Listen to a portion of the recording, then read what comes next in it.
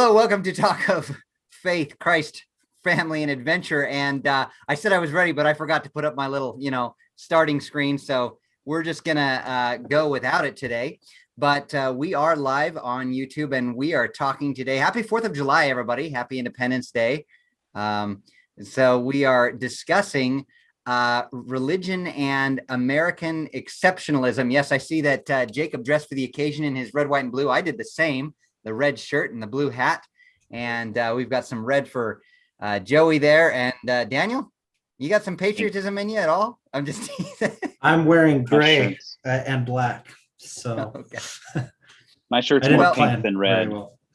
What the Puritans probably wore when they came over. So he's still good. It is Sunday, the Sabbath, a holy day / weekly holiday. And it's also the 4th of July holiday in the United States of America. And in my ward today at church, we opened with the Star Spangled Banner and we closed with America the Beautiful. And so that is the kind of reason that we've brought up this topic. I want to toss this over to Daniel to let us know what you suggested this topic in the first place. What are your thoughts, and take us into it? I know you guys have a little bit discussed this before I popped on here before we started recording. So share your thoughts and get it going. Yeah, first of all, to start off, we also sang Star Spangled Banner today to lead off. And it was funny, like people started standing up and some people were like, do I put my hand on my heart or not? There's not a flag. Caused some confusion.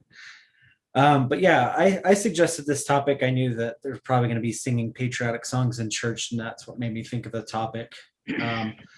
Growing up in church, I remember hearing, reading in the Book of Mormon and hearing it talked about that there's like this prophecy in the Book of Mormon of Christopher Columbus coming over and bringing white people over to the Americas, where the darker skinned, descendants of the Lamanites were, and kind of causing all sorts of chaos for them and things like that, and causing a lot of destruction amongst the Lamanites. And so if I could, I'll just read a little bit from 1 Nephi 13 to kind of go into what I'm talking about, starting with verse 12. And I looked and beheld a man among the Gentiles who was separated from the seed of my brethren by the many waters.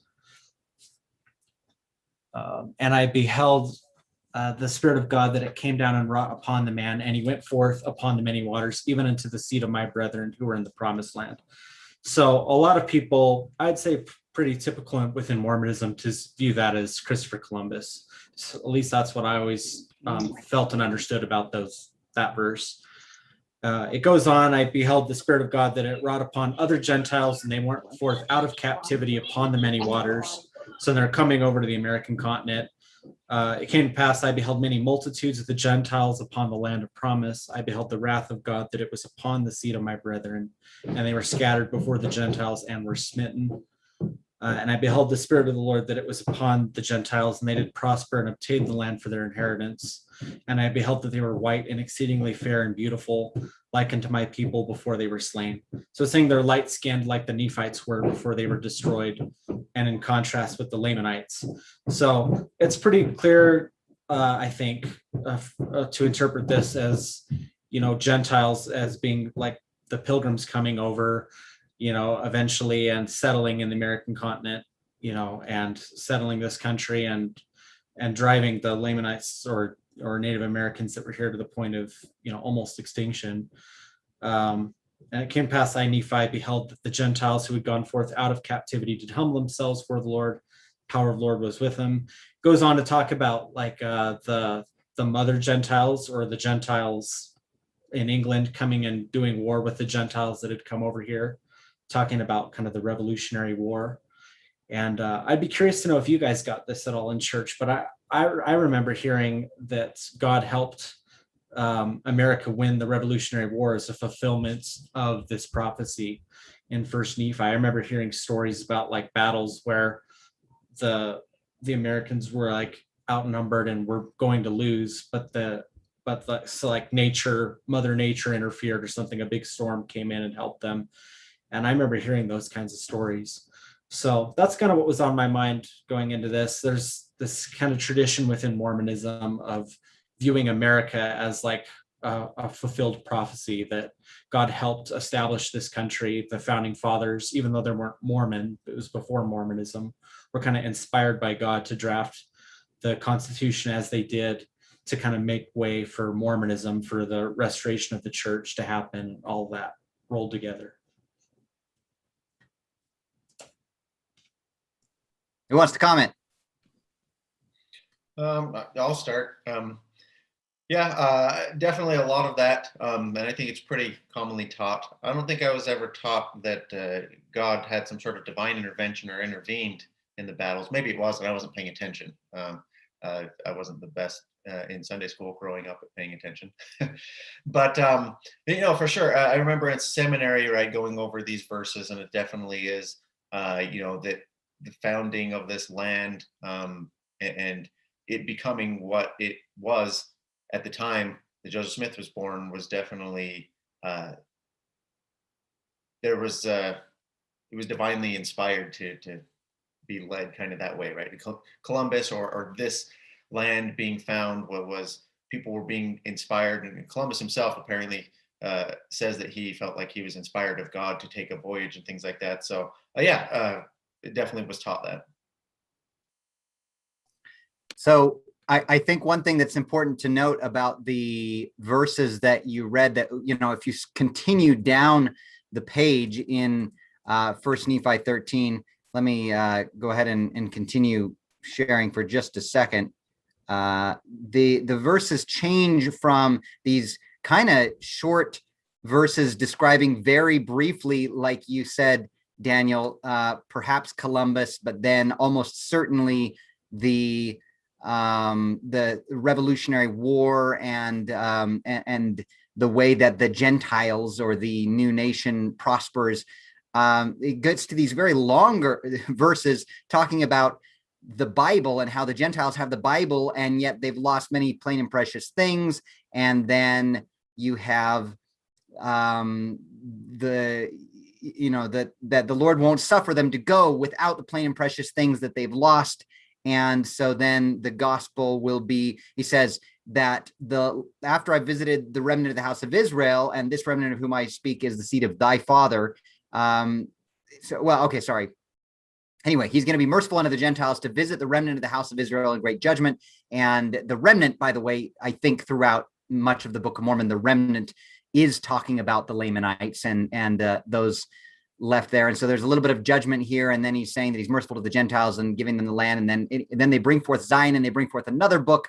And these records establish the truth of the first. And so you have many more verses and longer verses about the restoration. So I'm just simply pointing out that the chapter is much more focused on, I believe, the restoration of the gospel than it is on specifically the establishment of the United States of America, or on Columbus or whatever. So that's an important thing to point out. And I think that if we're going to talk about the United States of America and American exceptionalism in church, our focus should largely be on the same thing, on the restoration of the gospel of Jesus Christ in this land, as opposed to specifically, this is a great land, choice above all others, which is mentioned, but it seems that the focus of the verse is more on the restoration. Want to toss that out there. Joey, I'm interested to know, did your church today have anything patriotic going on at all? Nope. I recall in the second service, when my pastor prayed at the start of the service, he mentioned something about forgiving us if we have an over-reliance on our country, or the government. I don't recall if he said the same thing in the first service. The first service is recorded and streamed. I could go back and try to scrub through and find exactly what he said, if he said the same thing in first service. But yeah, and this is not unusual. So when Mother's Day or Father's Day falls on a Sunday, well, those are always on a Sunday, right? They don't typically do anything special for Mother's Day or Father's Day. If it's mentioned at all during the sermon, it's just in passing. They don't do like a special service, for Mother's Day, or a special sermon usually. They practice what's called expository preaching, where they go through the Bible chapter by chapter, and so whatever chapter we land on, that's what they're going to preach on. They don't jump around a lot or pick a topic based on what's going on that week. And so yeah, typically there's not a lot of, so it's not just that they're like anti the 4th of July, right? It's pretty much the only holidays we really do anything special for would be like Easter and Christmas, the Christian holidays. So yeah, there's not any particular like we're anti the 4th of July, but we did not sing the national anthem or what was the other song you said? America the Beautiful. I ran downstairs quickly to grab my Trinity hymnal. They're not even in there. There are no patriotic songs in the Trinity hymnal. So yeah. So is it exceptional then for Mormons, Latter-day Saints, to practice American exceptionalism? Do you feel like? No, I think it's definitely runs through Protestantism, evangelicalism, especially. You talk about the Christian right, a lot of people who are evangelicals do believe that this country is a Christian nation, and that it was somehow founded by God. I think there's a cynical way of painting what Joseph Smith did, the project that Joseph Smith started, when he said, oh, actually the people who, the Native Americans are really just Jews who came here, and that was, I think, well, like I said, it's a cynical way of putting it. I'm not going to say this is my view, but like, it's a cynical way of putting it, that he was sort of preying on, like, a lot of people already had these ideas about our country, and he canonized those ideas, right? The Puritans, when they came over, a lot of good, Anglicans or Presbyterians, the Puritans believed that they were, manifest destiny and all of that comes from Puritanism, right? And I would put myself squarely in that line, that tradition, although, theologically more than politically. I would put myself in that line theologically, but all of the ideas they had when they came and colonized and manifest destiny and all that, they believed that that God's hand of providence was on them, and that they were going to succeed, and they saw themselves very much as this is a new type of exodus. We're coming out of a place where we're not allowed to practice our religion freely, and we're going to a new place where a new promised land where we are going to be able to practice our religion freely. But none of it was. They didn't have any biblical warrant for doing that. They believed it, but what Joseph Smith did was that he blessed that and said, yeah, and not only do we believe that, but actually God says so, and here it is in black and white on the page in canon scripture, and so, but it's always been there. That American exceptionalism has been there in Protestantism to a greater and lesser degree. And I think what Joseph Smith did is he put a stamp on it and sort of canonized it as, if that makes any sense. So yeah, and in fact, it's not just American exceptionalism that exists outside of the Latter-day Saint Church, but isn't it? And I'm not an expert in history. I'm not a historian, but generally speaking, most empires and kingdoms and all kinds of political groups throughout time establish themselves with some kind of a religious backing, divine providence. They seek to say that we are the great holy, prior to the Holy Roman Empire, even yet the gods were in favor of setting up Rome or Greece or whatever. And of course, you mentioned the Exodus, the God Yahweh guided Moses into Israel and established this land to be the land of the children of Israel from Abraham, Isaac, and Jacob, right? That was the whole point, it seems, of the Old Testament, was to establish the nation of Israel as God's chosen and holy people. And they're not the first ones to have done that, and they certainly weren't the last. We have many other nations who are built and backed by the hand of God, and America is just one of these nations that as you mentioned, the Protestants, the Puritans, and all of, this Christian component to our land and our country, wanted this country to be established by the hand of God. And as you say, Joseph Smith came along and canonized it. So it's not unusual for political organizations and countries to seek a religious backing and divine backing. And then it seems like it also wouldn't be unusual for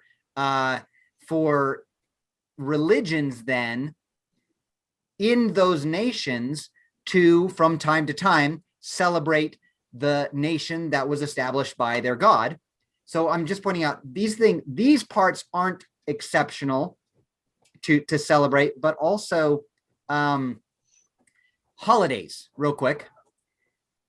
Holidays are holy days, and the children of Israel had their holidays to remember the dates that God brought them out of Egypt and freed them and protected them from the slaying angel.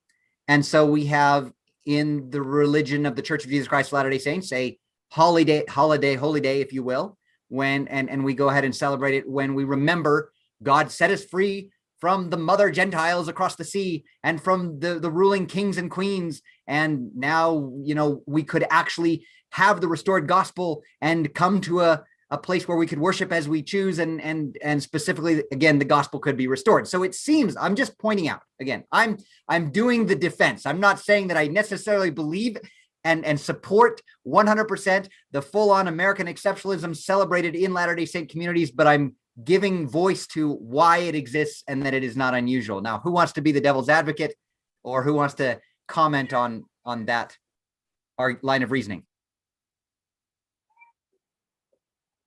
Nobody. So you're asking the argument that no, this is like above and beyond, but it's taken almost to extreme. Yeah, who wants to make that argument? I can say one thing. I've been reading The Founding Myth by Andrew Seidel. He's like a constitutional lawyer. And his whole, as the name of the book implies, the founding myth is the idea that it's this myth that America was founded on these Christian principles, and it was this Christian nation established by these hardcore Christian guys. They were explicitly secular in their goals. Like they were taking ideas from like the Enlightenment, and drawing their ideas about rights and stuff, what rights should be afforded based on Enlightenment principles, not on Christian principles.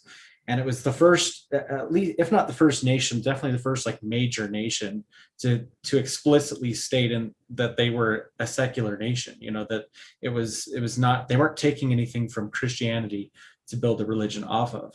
Even the earliest Protestant groups were national religions. Lutheranism was the national religion of Germany. Anglicanism was the national religion of England. There wasn't separation of church and state there. And the United States was a really weird experiment in like, we're not going to have a national religion. I think around like if I'm remembering right from the book, he thinks it really took off in like the 50s, this idea where like we were fighting like the godless commies, and we became all about like Christianity and started emphasizing that's like, I think somebody on Facebook the other day posted like, we shouldn't be offended to say the pledge. It was originally written, and the meme has like the pledge as it's written today. And I'm like, that's not how it was originally written. It doesn't mention God. It wasn't, the words under God weren't added until like 1954. God wasn't added till our money until around the same time. It was like this response to like the Cold War era, where we wanted to emphasize we're not atheists like Russia. We're religious people, we're good people, and started putting God on money and God in the pledge and all that. Any idea if the 10 Commandments were around at courthouses and things before the 50s, or if they came at that time too? I haven't looked into the history of that. I wouldn't be surprised if that's a relatively recent thing too, and there's been lawsuits against that kind of thing. There's like the Satanic Temple is like, they're not actually Satanists, but they're mostly atheists that just like being controversial, and they'll go and they'll say, well, if you get the 10 Commandments, we want a statue of Baphomet, and then they kind of have to, That's the literal devil's advocate. And yeah, and that's why they do it. It's not because they literally believe in Satan or want to worship him. It's just Right. it's just to expose the double standard. If you're not okay with us putting satanic stuff in courthouses, then you shouldn't be okay with 10 commandments and religious symbolism and stuff in courthouses. Which I just want to point out is something that I grew up on. This idea, this is the way that my family would talk about these things, is that as the lawsuits were coming out, and as we were talking about prayer in schools and whether or not, you could have the 10 commandments at courthouses. I remember my dad saying, well, would you want Satanists getting up and saying a satanic prayer at your graduation? Would you want, it's painted as like this, like people are coming in and trying to change it from the way that it always was. The truth is, it wasn't always that way. It used to be a secular nation, and it's becoming kind of more of a Christian nation, depending on who you listen to. People are trying to say that it's a Christian nation, but that's not necessarily accurate. I feel like the history is kind of being retconned, and that's kind of being written onto the history when it wasn't initially that way. It's the Christians and that you're are going saying in that it started being written onto the history 70 years ago in the 50s, shortly after World War II or whatever, would have been heavily, retconned, like you said. But what is important is that it's a strictly secular, meaning the separation of church and state was important to the founding fathers, and the idea that you could worship in whatever way you wanted, and that the government, the laws, that Congress would make no law respecting an establishment of religion, and or the prohibition thereof. So being free to worship. That's the only time like that religion is mentioned, really, is just that you should have the freedom to do it, but there's not supposed to be a state-sponsored religion. I know that the Freedom from Religion group has brought lawsuits, and they've lost so far, but they're trying to get rid of the National Day of Prayer. That's another thing that wasn't instituted until the 50s. And it looks like we lost him. So if we're going to focus on this exceptional country, before the 50s, there was no such thing as a National Day of Prayer. There you go. We lost you for a second there, Daniel. But okay, I thought I lost you guys, but you guys lost me. Yeah. But if we're going to focus then on this American exceptionalism, the focus perhaps should be on this idea that our country, wonderful as it is, allows us to worship in many different religions or no religion at all. That is the exceptional thing about this great country, that it's not got the religious backing, and it's not a Christian nation so much as it is a free nation, right? Free from. What are your thoughts on how we should then view today, I suppose, or how do you choose to view today in light of your religion or your non-religion? I think we lost him again. He's got that death stare. No, it's fantastic. You know what? He looks just like the God figure, though, behind in this picture. It's beautiful. While we're waiting for him to catch up, maybe I just want to put in, because we don't want to commit the fallacy of also saying they were looking for freedom from all religion, and that they were secularists that didn't believe in God. Right, what they wanted to get away from, and we talked a little bit about it before we hopped on the call, was there was this Church of England, and it was no, this is the way you will do it. And so it was more of, we want to get away from you telling me which religion it's going to be, which could color this. Hey, if this is a Christian nation, that's telling me that even though there's thousands of sects to choose from, that's still cornering me in something, if that's indeed what it is. So yeah, it's not so much that that's secular because there was no belief in the divine. It was secular so that there could be many manifestations of the divine, or no manifestation of the divine, if that's what you choose. And that, a lot of that's just out of necessity, out of utility, because what they were doing was bringing these 13 colonies that each did have their established sort of state religions, right? A lot of that's where, so I think Daniel's right that when the United States was founded, that it was founded on Enlightenment, secular principles. But when the colonies were founded, and this, I mean, we're going back a couple hundred years earlier, right? The Mayflower and all that, a lot of the colonies were very religious people who came, and you go back and you read the colonial like contracts that they signed. What are they called? Not contracts. They had a name for the compact. They had compacts, each one of these colonies, right? And a lot of those are very religious, you know, and so when you say, oh, hey, we're going to form a new country now, a new nation, a new sovereign nation out of these various colonies. Oh, well, which religion is going to be our state religion? And there couldn't be one without all sorts of strife. And so, but I think you're right, Jake. It wasn't that they wanted to be an atheist nation either. They just wanted everyone to have the freedom to practice what they believed, including atheism, if that was what they believed, you know, whatever, but like, or didn't believe.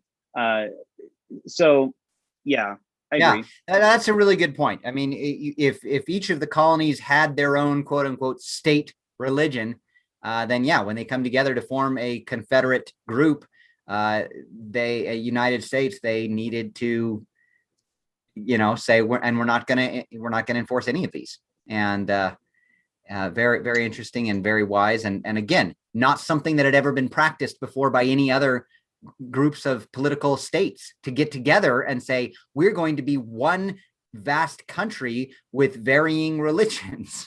I mean, that was the political, the religious viewpoints were the politics. How did the European Union,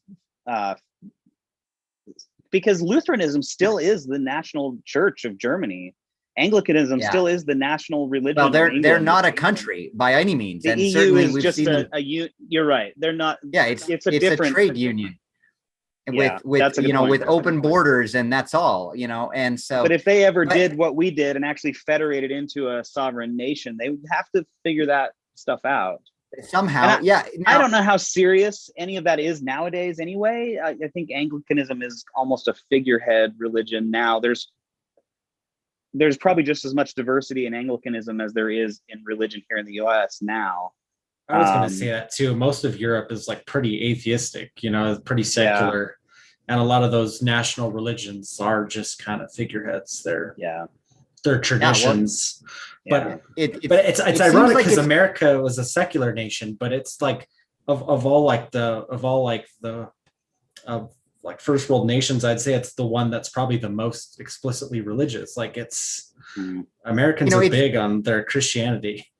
You know, it seems like it would be an easy thing. It seems like it's an easy thing for me anyway, looking from the outside, not believing what Anglicans might believe, to say that, hey, if my church was established and set up and broken off from the greater Catholic Church by a king who disagreed with the philosophies and religious tenets of the Catholic Church and wanted to divorce his wife or whatever, again, very simplistic, very unknowledgeable on that I could look at it and go, that doesn't seem like the hand of God necessarily, and my church can't be, you know, the one route to follow, right? And so if each of the state religions in the varying countries of Europe were established in some way, what I'm getting at is that when you have each religion being a prop for the state, it seems like it's easier at some point to go, well, that can't be right. That can't be the one true religion or whatever. It's just a prop for my country, for my state, for the government to give them power. And so now you have the United States of America as saying power is derived from the people, not from the divine mandate, not from kings, not from anything else or whatever. It's from the people themselves, and separating that religion from politics. Now you can suddenly actually feel like maybe your religion is not just a prop for the state, and it is real and true. And so the people might end up being more believing. As Daniel points out, we're more believing than these European countries that were set up with props for the state. I don't know, just a theory on why that might be, is because of the disconnect. Yeah, I've heard the same thing. Yeah, that's what I've heard too. It's speculated that might be why. America has Is be- maintained, like been such a, like religion has stayed such an important part of the country, whereas you haven't seen that in countries where they had a state mandated religion, you know. So we've talked about, you know, why you might actually focus on religion, excuse me, on focus on American exceptionalism in your religion. We've talked about religious governments, and this American exception. Okay, I wanted to wrap it up with a last question here, and it slipped my mind.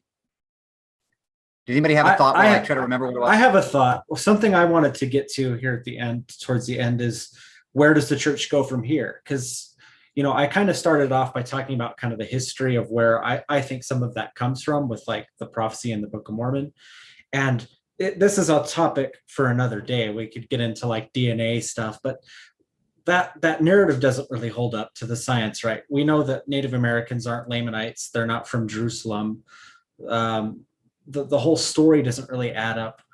And then on top of that, the church has grown outside of America to where I think haven't we just recently got to a point where there's more Mormons outside the US than in? I feel like that's happened recently. That was several. Yeah, it's been a like little that was like a decade. several years. Yeah. Okay. Yeah, 15 years ago or so. And that trend's probably only going to continue, you know, and is the church going to kind of get itself into trouble by continuing to emphasize American exceptionalism? I don't think we talked about this before we went live, but I don't think we've talked about yet Dallin H. Oakes's most recent like general conference talk. It was on Easter Sunday, and he talked about the U.S. Constitution. And some people liked it, some people took issue with it. Like, this is a day to commemorate Easter and talk about Jesus and the resurrection. Why are we talking about U.S. politics in a meeting that's supposedly for the worldwide church? You know, is the church going to get into trouble emphasizing American exceptionalism as it becomes more of a world religion? That's kind of where I wanted to go. And if I could comment first on that a little bit, because that is kind of the direction that I was trying to take it. And thank you for reminding me, because I was thinking about this. I think we've mentioned in earlier videos this idea that that people tend to put their politics ahead of their religion. I read this somewhere that when the two clash, when they find themselves at odds with their co-worshipers on politics, they tend to side with their politics, and they will actually walk out of their church and their religion to find some other religious group that more aligns with their politics, rather than walking away from their political party to find a party that more aligns with their religion. That's been the experience, or what social scientists are noticing. And I've seen it, you know, in my own community. I know that there's a gentleman who attends a neighboring church to ours that I'm very much aware of, that because his politics are different from those that he worships with, he's out, he's headed to another church. And then again, I've seen people stand up in my own church and speak politically, and the realization that other people don't feel comfortable here when you're talking like that. And so because they're not feeling comfortable, they're likely to leave, instead of getting up and saying, let's talk religion. Like we're kind of saying here, maybe the focus. So I'm adding that to your comments, Daniel, on this idea of where do we go if we keep focusing on this American exceptionalism?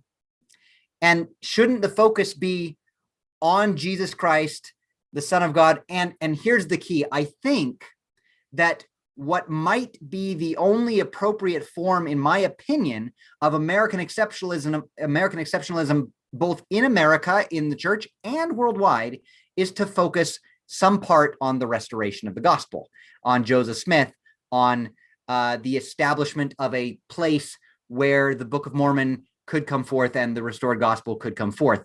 And so long as that tends to be a focus, I think it works even in the greater worldwide church, as long as it's not about George Washington and Thomas Jefferson, but it's about Joseph Smith and the restoration of the gospel. Other thoughts, though, on where do we go from here? Sure, I'll hop in. So I actually listened to this talk as we were in Park City this morning. So I didn't go to church. You're, for at least this week, considered a more active member than I am, Daniel. So on the way home, we were listening, and I listened specifically because I knew that this was something we were mentioning might discuss, is the American Exceptionalism, and that a lot of people took issue with it. And so it's interesting. So he focuses the talk on the Constitution, and he goes multiple times not to say like this is just an American thing. In fact, he talks about we have this Constitution, and since that has come out, he says all, and I don't know if this is accurate, I haven't fact checked him, but he says that all other countries in the world except for 2 now have a constitution more or less modeled after this way. And we have mentions of the Constitution being inspired, divinely inspired in some shape or form in the Doctrine and Covenants. And so he's working off of like this document because it talks about different freedoms, right, different ways that we should look at doing government. And then he also expressly comes back and goes like, and no one's ever going to meet the ideal, right? And we try and live up to the ideal of what this document has, and there's amendments and things like that. But he talks about how political parties will never 100% align with what we need. So he kind of uses it. I think he's taking the Constitution and pointing it towards what he considers more the inspired parts of it, and saying these are inspired from on high, right, from the divine, and this will help us guide, right, how as we work in our different countries, right, in our different governments. That's what we're all subject to that in some shape or form wherever we're living. Here's how we can do that on a manner that makes sense with our religion, without bickering, right? And especially I think he wanted to focus on this as timely because we just within a couple months before it had, right, the whole run at the Capitol thing. And so I think he kind of wanted to speak to that, get rid of some political tension, but also shed light on this is something right. It seems, brothers. In fact, as opposed to saying our way of life is the right way and our Constitution is the right one and our politics are the right ones. In fact, the focus was more on in the church, we need to be more accepting politically. This is the opposite of what I was just saying. Instead of grasping onto our politics and saying our politics are the important thing, and anybody who doesn't believe with the same as I do politically can't also believe the way I do religiously. He's saying very clearly, if there was any message that came clearly, it was members of the Church of Jesus Christ of Latter-day Saints can and should be found in all politics and in all countries and in all, political viewpoints. And so it's actually could be seen as a talk for more diverse politics than saying this is about American exceptionalism. Yeah. And I would see this as a case of what we kind of saw with the lazy learners. This is a sound bite when people kind of catch on and narrow in on one thing. They choose something that was like, you know what, I'm not happy with that. And I think they're missing the broader picture there. What I do think is interesting, real quick, Jacob, you and I, as being the self-professed active Latter-day Saints, did come to the conversation here with the patriotic clothing on, dressed almost identically. And the other two didn't so choose to celebrate. So I went to church today though, and Jacob didn't. So what did I said my prayers? Did you? Just kidding. No. The funny, I'll be fully honest too here. Jacob says that he didn't go to church, and I didn't actually attend in person either. I stayed and watched my church from online because I have some sick people in the family, and so. It is interesting, Daniel. You are the fully active Latter-day Saint today. So congratulations. But as far as celebrating our politics, so it's become very political in the United States of America right now. That was the timeliness of President Oaks's message, was on this focus on politics. The unfortunate thing, and I can't remember if I've mentioned this in videos here or not, but the unfortunate thing was his message, which seemed, if you read it with an open mind, to be very much directed at let's calm down the politics, let's allow people to be in any parties, and let's not support one political candidate over all other things. The focus seemed to be more strongly against the right wing, but because he didn't come out and specifically spell it out like that, it can be interpreted in any way. And the people who needed to hear the message, I think, will just ignore it. We'll just be like, yeah, that's not what I heard, and that's unfortunate, because then it means, what was the point of the talk? That was the point, and it's going to be missed by those who needed to hear it. Jacob, you want to add? I was just maybe just play a hypothetical game. If he comes out and he straight out calls out right wing, what kind of reaction do you think we see? Do we get churches meddling in politics, or people just dig in that much? Yeah, what we're seeing now, what you're saying is there's people that, like, I love the doctrine of the church, but they will completely throw the church under the bus when it comes to anything talking about politically. Right. That's what I'm saying, is because people, even in the Church of Jesus Christ of Latter-day Saints, supposedly the one true church, will side with their politics over their religion, over their prophet. Joey, Daniel, let's let you guys wrap this up if you'd like. Any more thoughts on the 4th of July and religion? You can point out too, if you want, Daniel, take us down that road of the unusual reaction to the country, the United States, by church members in the past, and how we've gone. Yeah, just I don't know. This might be opening up a new topic at the end, which maybe we don't want to do. But there is kind of a love-hate relationship with like the federal government, like and Mormonism.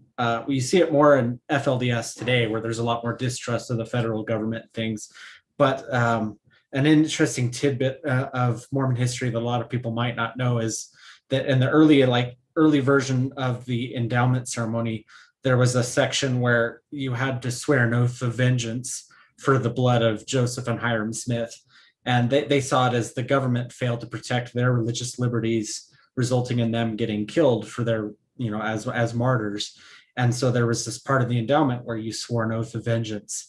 It wasn't necessarily against the United States per se, but it was to avenge the blood of their prophet, and his brother. So there's a little bit of that tension there too. It's Mormons tend to be pretty patriotic, love America, but there is kind of that history too. And you do see that in some more conservative members, and especially in FLDS. And interestingly, it probably came from about that same time, the 50s, when the Latter-day Saints really picked up their religious backing. Ezra Taft Benson getting in there as the Secretary of Agriculture and being so gung-ho right-wing, and all of his talks are the bastion principles of the right-wing Latter-day Saint movement today. Mm-hmm. It's kind of from that point forward, but you're right, before that, it wasn't exactly that, right-wing. Before that, there were many more Democrat Latter-day Saints. That was common. You could find them all across the political board before the 1950s. And then suddenly the right-wing anti-communist movement brings Latter-day Saints out to this strong American, pro-America position. So interesting. Joey, how about you? I don't know if I have anything more to comment specifically about Mormonism's American exceptionalism. The one other thing I wanted to bring up, so I'll just bring it up in passing. The other place where you see American exceptionalism in Protestantism or evangelicalism is in like Bible prophecy, and it's mainly the dispensationalists.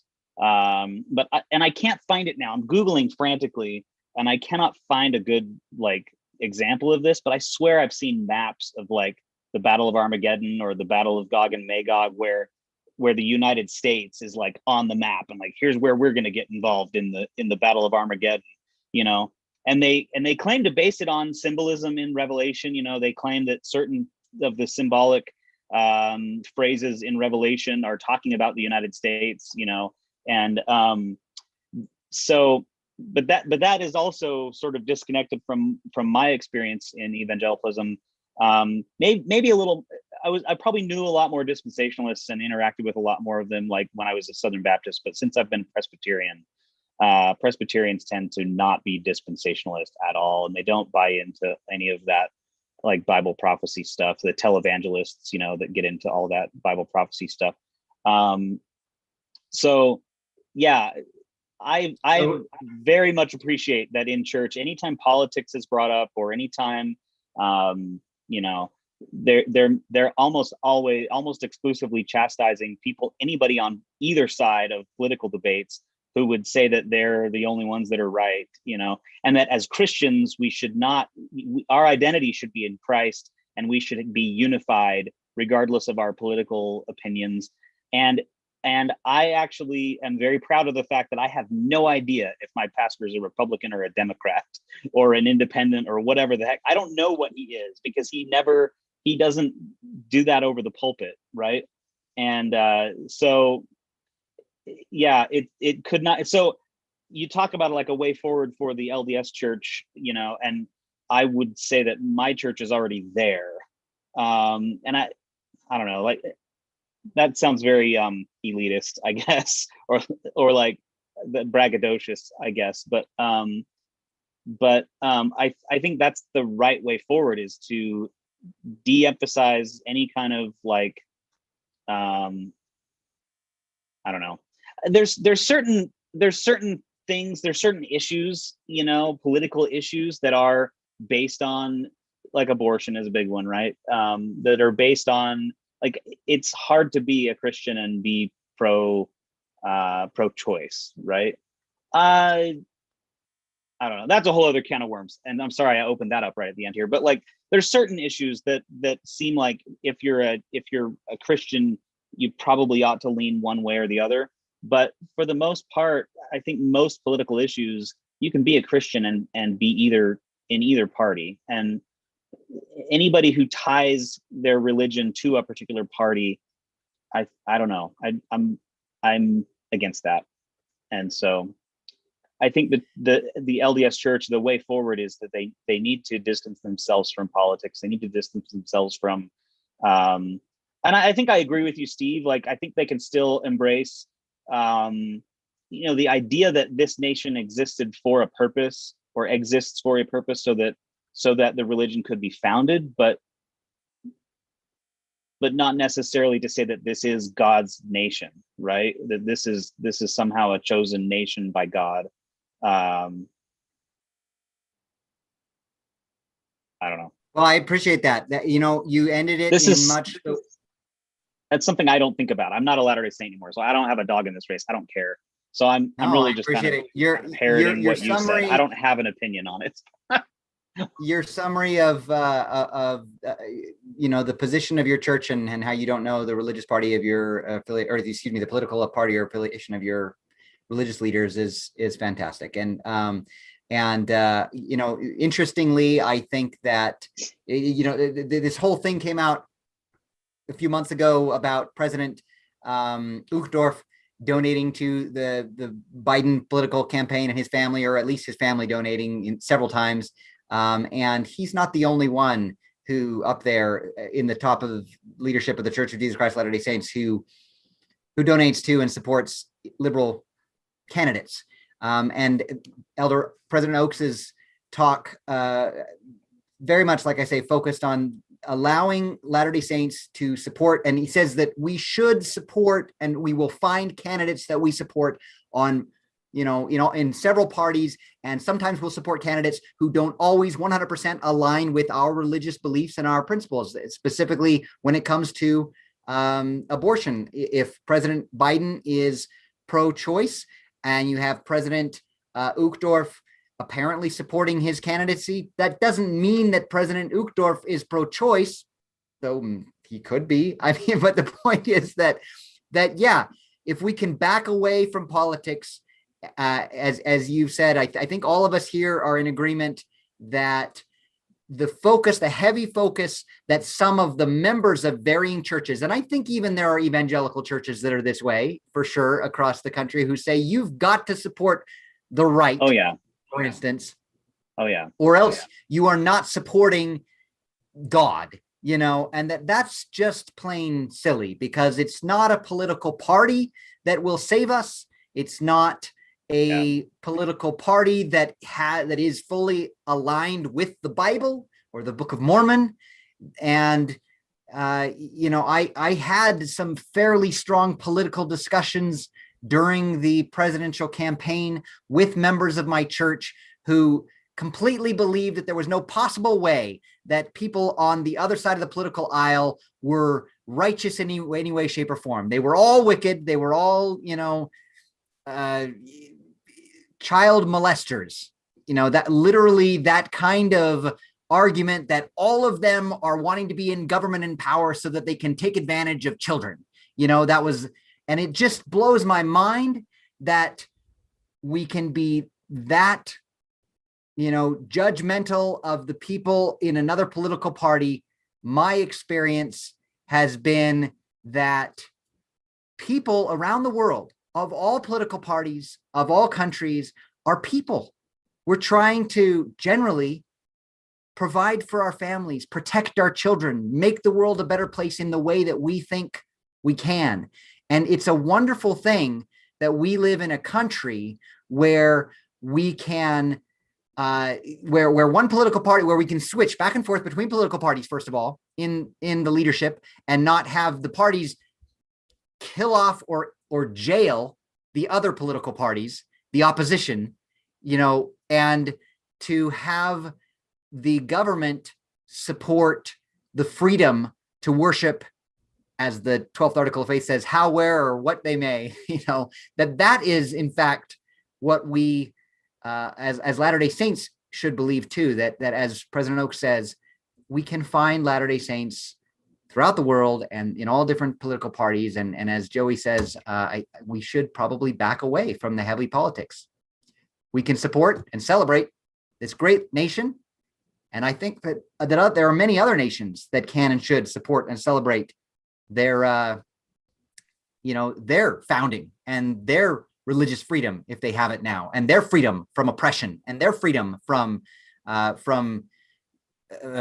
kings. And I should point out at the same time, if ever there was a holiday of freedom to celebrate, I'm going to throw this out there, Juneteenth would be one of them. This day of freedom from oppression of a people who were oppressed and continued to be oppressed after the 4th of July, and to recognize, no, now we can celebrate this as achievement and level of freedom. I think these are things to be celebrated, and they're not necessarily things to be talked about in church, where we focus on the Son of God and the Savior of the world. There's my summary for you. Thanks so much for joining us. I'm going to go ahead and end the recording now.